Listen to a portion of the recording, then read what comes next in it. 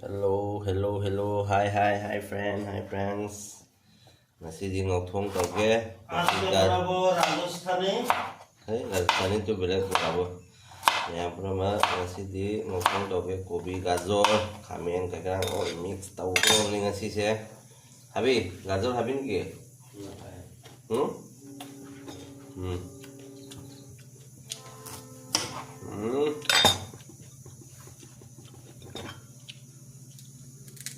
Belag lào đấy em. Đó.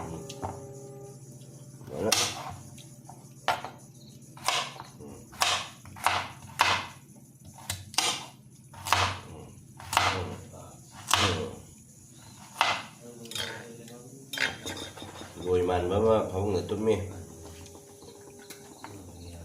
kêu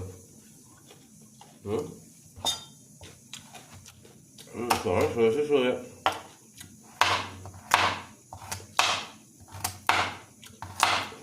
chai đây thế như vậy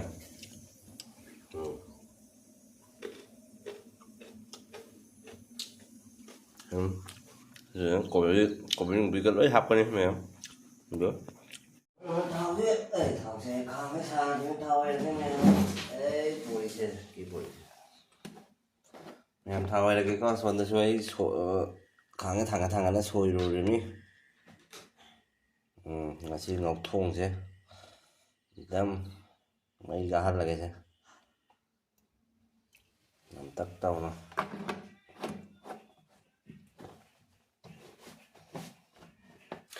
nè bây giờ gì sọc tàu gì gì nữa không làm bắt tàu gì chỉ có đây là con em xuống nó thêm gì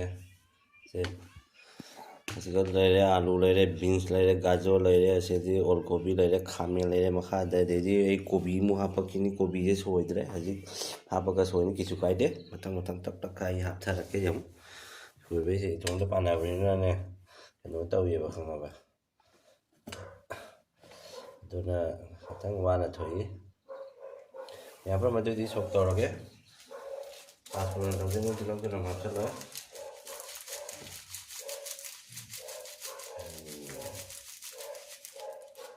Chúng cho làm cái sâu chứ không xa gì học đi học đi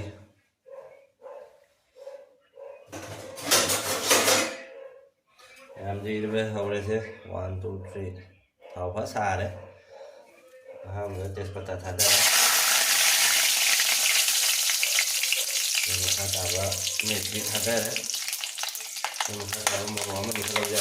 làm cho tôi làm cái gì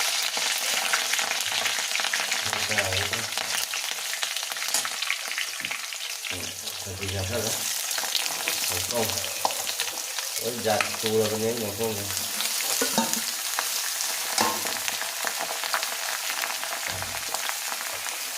sẽ ok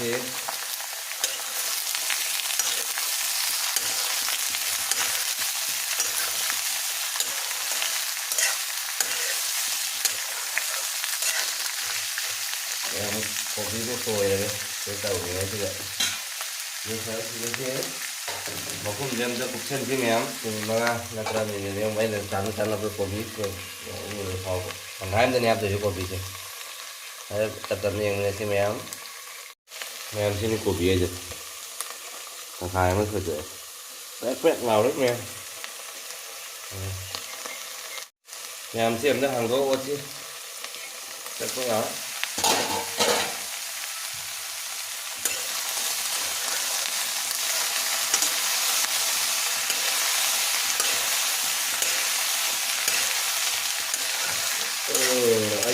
ấy mà không vậy thời gian ngồi thổ cái gì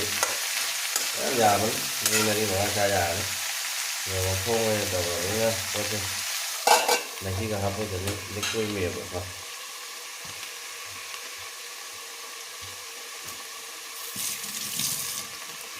cổ bí một sồi là cái mềm nhưng mà hàng bộ cũng luôn cái mềm công việc rất là sồi thăm khá sồi vậy đấy ơi lấy đây là cái cắm của điện thôi rồi ừ. ừ. ừ. ừ. ừ.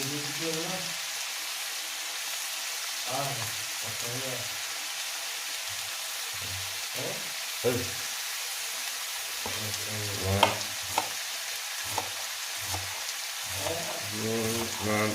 Kopi itu dengan bola lo kenapa? Kayak baca masalah.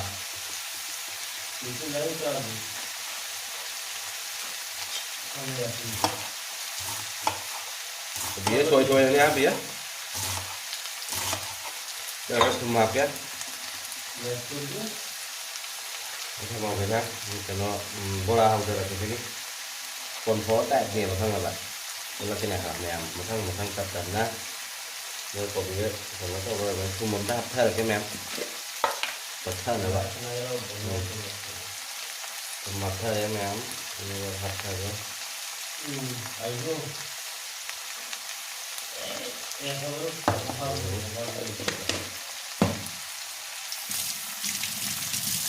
kita buat ke cuma pakai mem.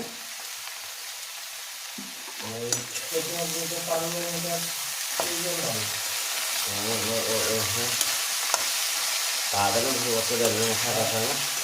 Jadi kalau yang sana sana sama lah ni. Ini ya. Hey. Jadi kalau ngomong ya hal lain tadi pun sana apa kita tadi pun ngomong leh. Padahal leh lagi. Anh đây cái này hai làng mà chúng tôi thành như thế đó sau khi có đánh đề làng nó thành một thành phim ada ấy thế là thành đấy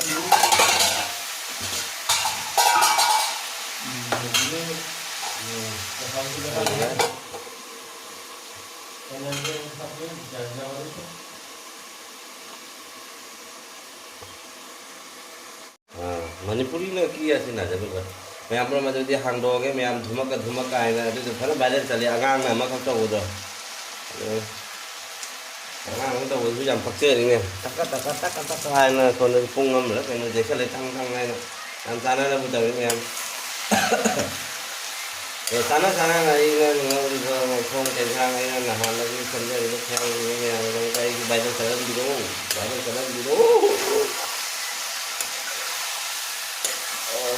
Và không cái giống mà mình xí hết nha ngắm cái đó hào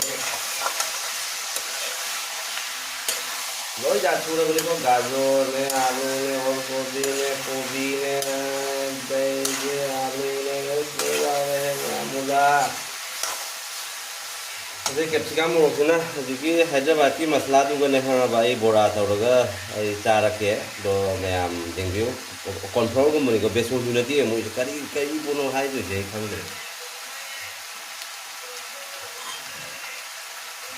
masala do mata kala ya tai no je rabi masala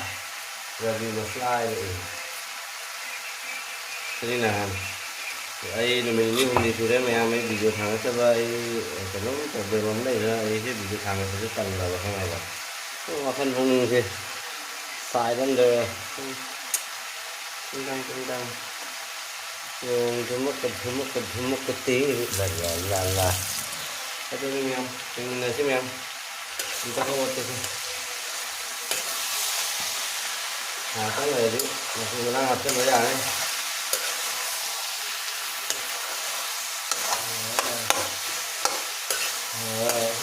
Ở đây mọi người đúng rồi tôi cứ xong cái con tôi cứ xong cái con này cái thằng lên bây giờ như làm ngon đây như là cái xong này tăng lên thay vì này anh em phỏng vấn lạc cái nào bạn nhà em cứ cắt đây hết em nó như thế mà có một hàng tua chứ em thế thì một số đang hấp cái sẽ cái hàng với khoang chứ một đang hấp tức là vấn đề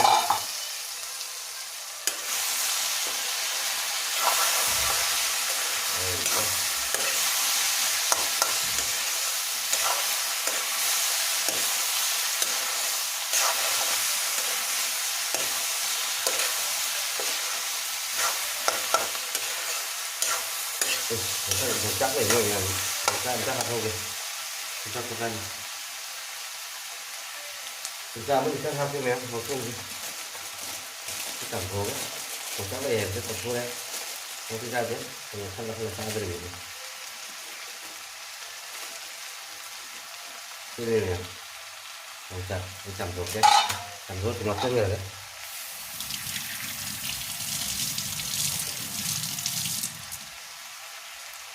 ra các ăn rồi đi rồi đây mình thì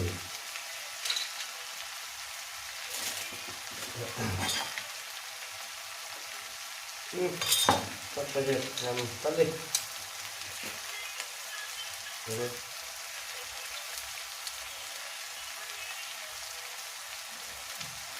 rất là đấy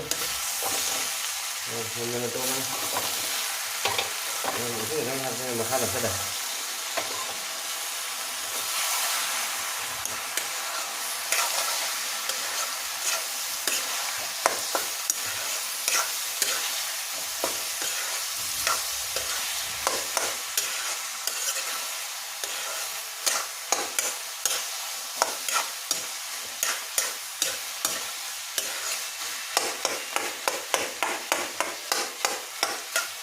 mà thu hạp vào cái nhiều quá đi đâu thì mà đi ra rồi em đây mà thu hạp đấy tốt đấy đây đấy không có cái gì đâu cho em làm tổng của vậy đó một thằng làm HP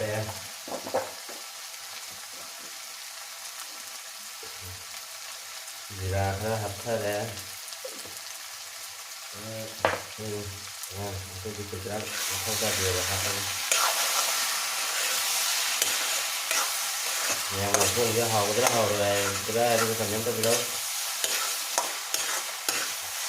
tôi không hấp tôi thì thế là thế cột rồi nó thì có những căn hồ cái nó không nó sẽ phải cái đấy rồi nơi đây thả ra rồi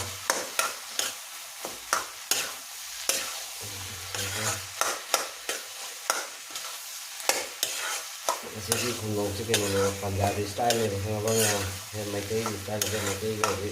nó ra được không biết là thì nó gà rô là cứ rô làm nó hấp nó gần mít với nó ngâu đi vào thằng bà hậu nó làm nó cân nó xào rồi thằng bà ấy gì cân bao nhiêu này chứ ta có cá rồi đấy không xào nữa nhà nước ngoài làm tăng ngon tại vì mít tàu là gà rô là đấy là xào ấy là hoạt thì giờ thân người đâu đấy nó mít tàu cái này hậu này vào thằng bà ta có thể sao thì gì cái tàu đó và mua không có thịt khai ra rồi thế nhưng mà người ta sẽ dài cái thân là vậy xài này có bia không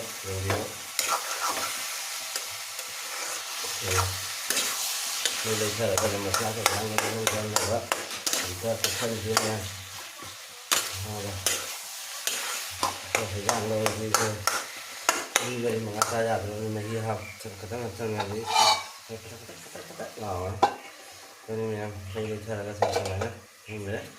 जो भी तंजावर से आई हैदराबाद की मसला से बोला के हैदराबाद की मसला नहीं मसला हैदराबाद की मसला से पकेरम तक कुछ हो गया पकेरम तक क्या जाओ नहीं खाएंगे kemarin tentu lahan mana itu tahu cara dia mau lahan kalau dia ekspor dia saja deh yang apa tuh kemarin hanya beli khang dia bang apa thế này Google Map thấy bạn cái mặt lá chưa rồi bị mặt lá thế này là rồi nó video tới đâu thì cái không có mà mấy dân Paris nghe mà đi này mà cái video rồi thằng ở dưới đây tụi mình coi rồi mà ơi gắn đu lobby còn là cũng mà giờ bằng mà sẽ là thắng thì mà ai sẽ bây giờ là mình hàng đôi á sẽ nhớ thế không thể xuôi sẽ copy xuôi máy thôi này mà hàng nào dùng chắc sẽ tông sân là vừa thế mình là xem em sẽ có lên tàu đấy một tặng sẽ cái tiền của sẽ có lên tàu đấy đúng rồi tôi thằng tôi lâu còn đây là mấy mà nung đã paket ama kata ni only one packet mà nung đã rồi thì mình thu gài cái ha cái thằng cái some ấy test tàu kia hay với cái này hiện tàu cái hay thế này mẹ uống mẹ làm này đi đâu rồi hết cái làm được thủng mà này thắng đầu rồi có còn phở mà chủ nè không hàng riêng là mấy mà chủ mà chủ tàu chẳng cái gan tàu đấy mẹ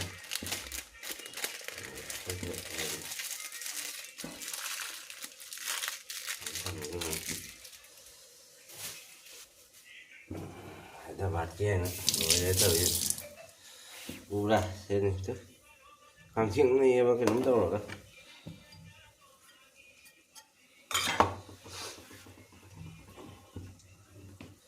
rồi ta đi mèo chơi cổ bí nồng đây là thế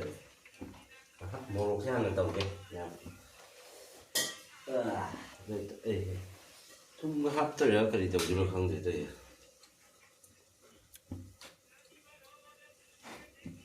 nhà mấy cái tấn tấn kia nghe một lục xài tới nè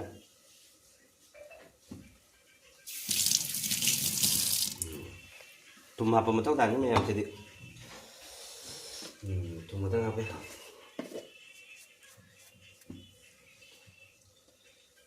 một cái tại trả lại đây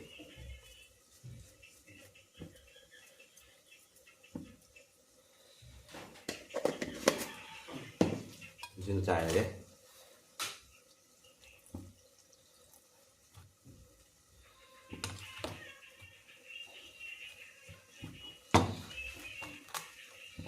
có để cái tầm món đầu đấy là cốt này chắc nằm ra lấy em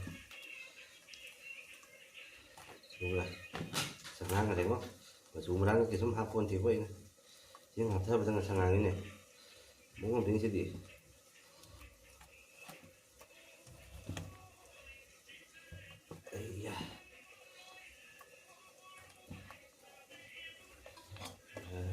cái là thằng ngắt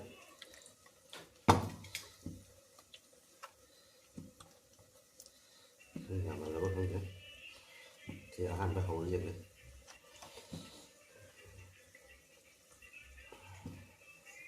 tăng học thì đau đuổi này đi ra ngoài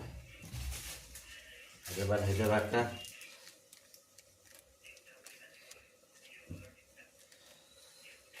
con đau đấy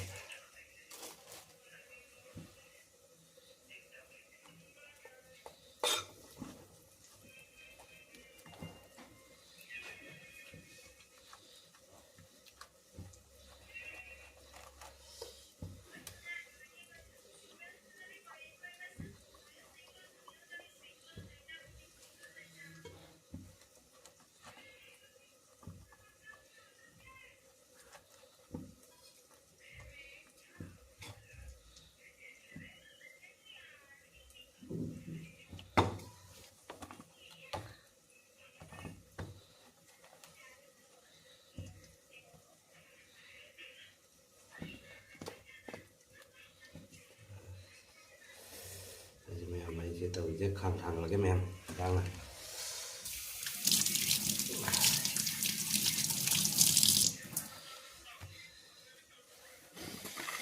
không thì cứ một cái nhà cái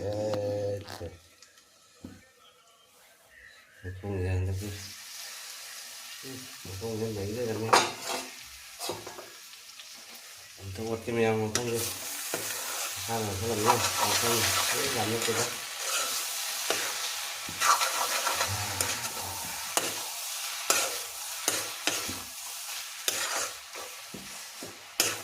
không nếu mà mình thiếu rồi sẽ là cái miệng không kìa không vì là xong phải xài đấy đi phải đi bơm chạy phải đi bơm sồi là rồi sẽ là cái miệng không ta ót kia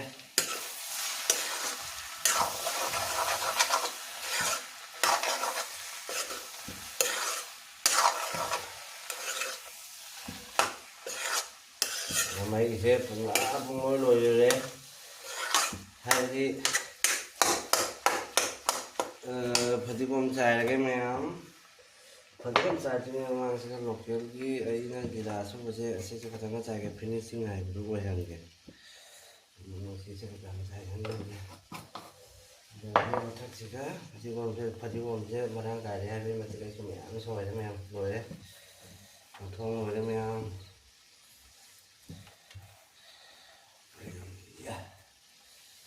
ꯐꯖꯔꯦ ꯊꯣꯡꯁꯦ ꯎꯕꯗ ꯃꯌꯥꯝ ꯐꯗꯤꯒꯣꯝꯅ ꯃꯊꯛꯇ ꯑꯝꯇꯪ ꯂꯨꯞꯄꯦ ꯂꯣꯏ ꯐꯨꯝꯖꯤꯟꯈ꯭ꯔꯦ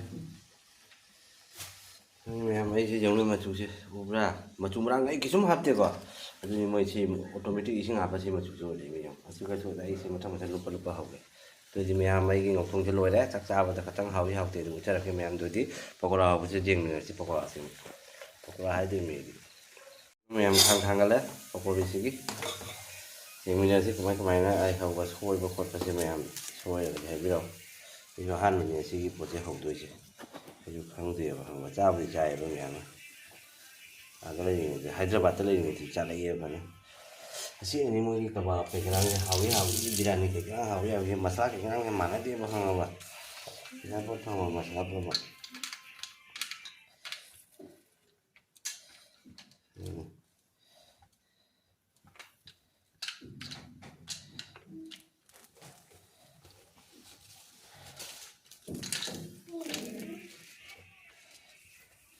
ꯆꯥꯃ phone ꯇꯧꯒꯦ ꯃꯌꯥꯝ ꯁꯤ ꯇꯧꯔꯗꯤ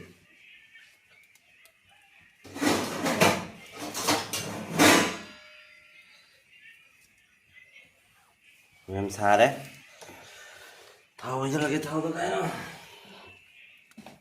ꯑꯩ ꯔꯤꯐꯥꯏꯟ ꯊꯥꯎ ꯅꯠꯇꯕꯅꯤꯅ ꯄꯥꯝꯃꯨꯏꯕ ꯍꯧꯗꯣꯏꯁꯦ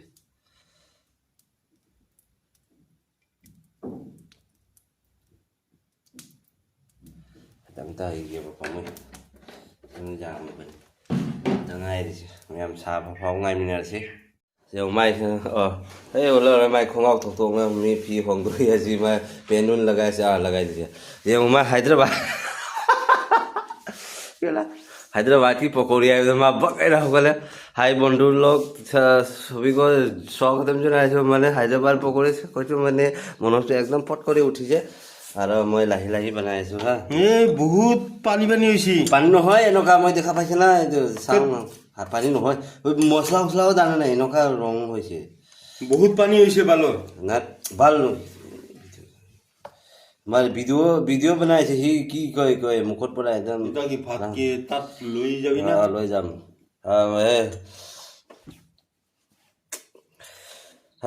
ꯑꯗꯨꯏꯗꯤ ꯁꯤ ꯄꯀꯣꯔꯤ ꯋꯥꯟ ꯄꯀꯣꯔꯤ ꯍꯥꯏꯗ꯭ꯔꯕꯥꯗꯀꯤ ꯄꯀꯣꯔꯤ ꯖꯧ দুইটা দালি আছে হা সেইনি ম্যাম সবজি কত লো এইটা লো তই পৰ ডিষ্টাৰ্ব নকৰিবি এতিয়া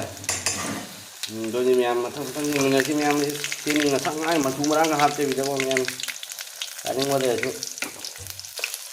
ꯂꯩꯔꯁꯨ ꯑꯩ ꯄꯤꯕꯤꯔꯛꯀꯦ ꯑꯩꯉꯣꯟꯗ ꯄꯀꯦꯠ ꯃꯔꯤꯒ ꯀꯌꯥꯝ ꯂꯩ ꯅꯍꯥꯟ ꯂꯩꯔꯛꯄꯅꯤ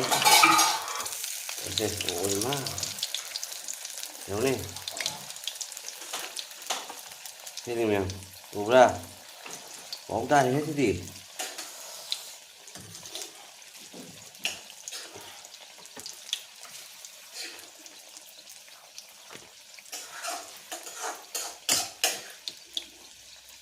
ꯃꯥꯅ ꯃꯍꯤ ꯂꯥꯡꯉꯦ ꯈꯥꯏꯖꯜꯂꯦ ꯍꯥꯏꯕꯅꯤ ꯃꯍꯤ ꯂꯥꯡꯉꯒ ꯍꯧꯖꯤꯛ ꯑꯝꯇꯪ ꯍꯩꯊꯔ ꯂꯣꯏꯔꯦ ꯀꯩꯅꯣ ꯃꯍꯤ ꯂꯥꯡꯉꯒ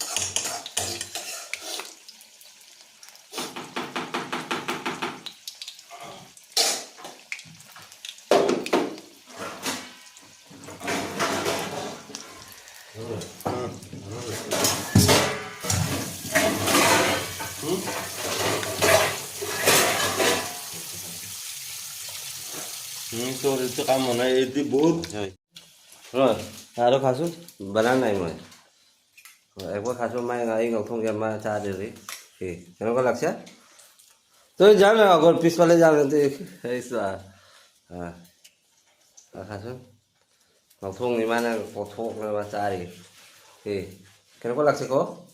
হা ভাল ভাল ভাল লাগছে নে বেয়া লাগছে ক'ব নোৱাৰো ছেট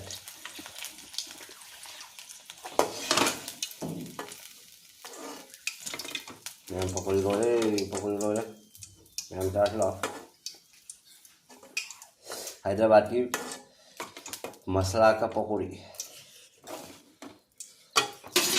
wow Thế tôi kỹ cô đi thì thế bạn. Thế.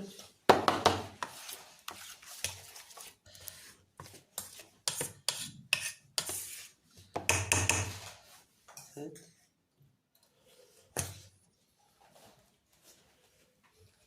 Thế.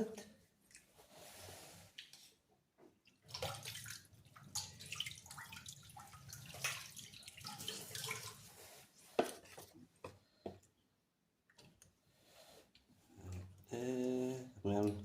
ở đây dấu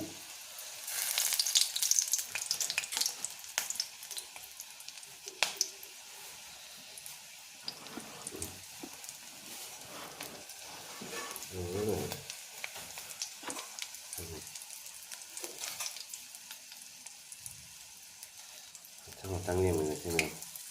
cổ bí ghi một nhiều mình là xem nào mình sẽ là cổ bí ghi cổ bí hấp thay là cái mình sẽ tất dừng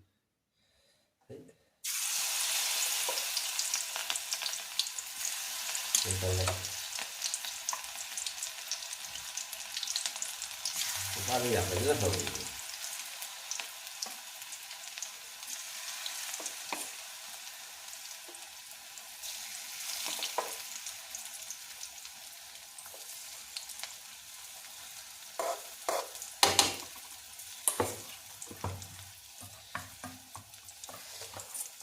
môi thì mẹ xô những thao sẽ phải là hấp sân là cái hậu liền cho gần như vậy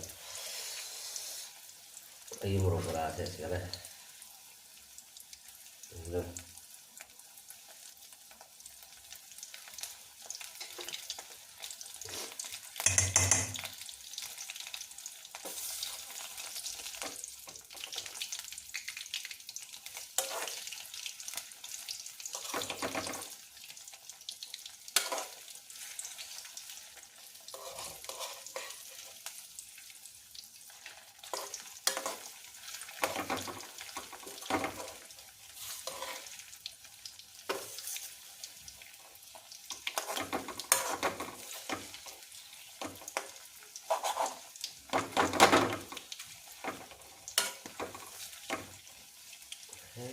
What là đế em tới dưới từ muốn ra để đây đâu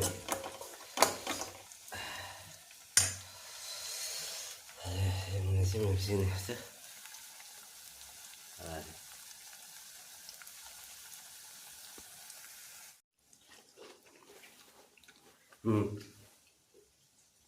làm hấu này nhé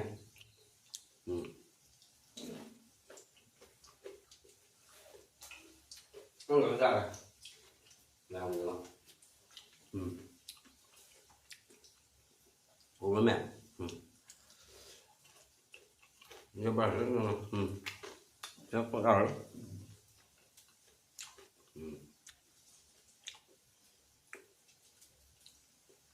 à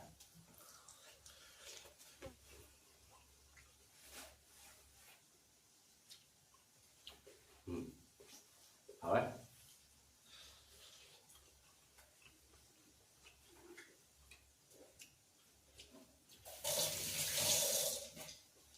làm hấu đấy hả cổ bí một ra đây cái mẹ pakora sẽ bóng lôi lôi đấy thế chúng ta ăn mình khác mà sang thi là cái mấy mà khác xin ngầu là chăn mình nhìn đây là bây giờ thế nên mình hay cái pakora sẽ lôi này tới ta thì mình sao xuống là cái học tập sự sao sự út cần mang lại tôi này hay cái bóng lôi là út sẽ là tôi này có mình hiểu mình mà chú sẽ cái nón tàu gì vậy không có chúng ta bỏ học tôi có bạn là dân này mà chú sẽ làm mà Hyderabad team cái nào thế nó cổ bí ghi bora đấy mẹ thế nó chaiอย่างcái cổ bí bora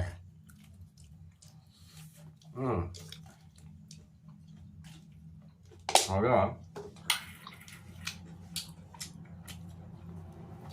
นี่สปีกเกอร์แล้วจนจบจับเราตาแล้วผมคำเพลงมาเต้นนะเสียใจ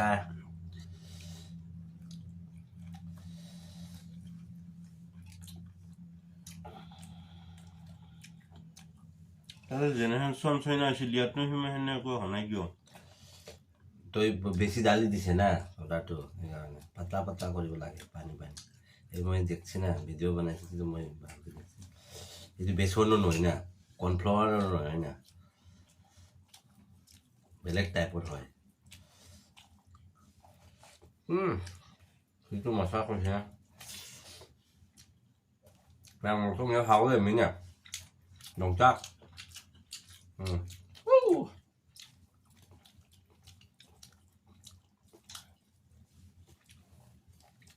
mà mình để khoai gì bà nhầm đà lấy thế này thì thằng này nó thằng đà thế này này bao số gần ra đi á ui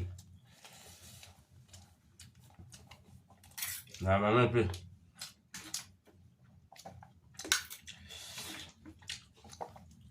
mà khai lại rồi đây bữa đi à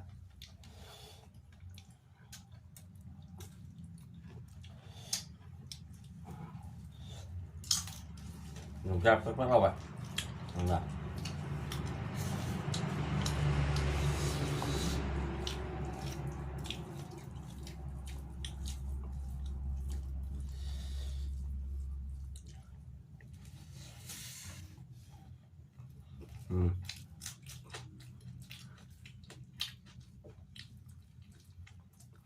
Nằm hả? Vâng, rồi được chứ. Thiên.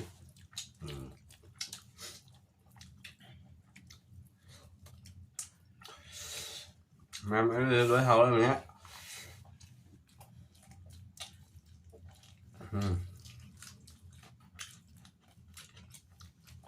Video xem ra rồi sẽ là cái vàng tới. Mà xong video đó không có gì bye bye.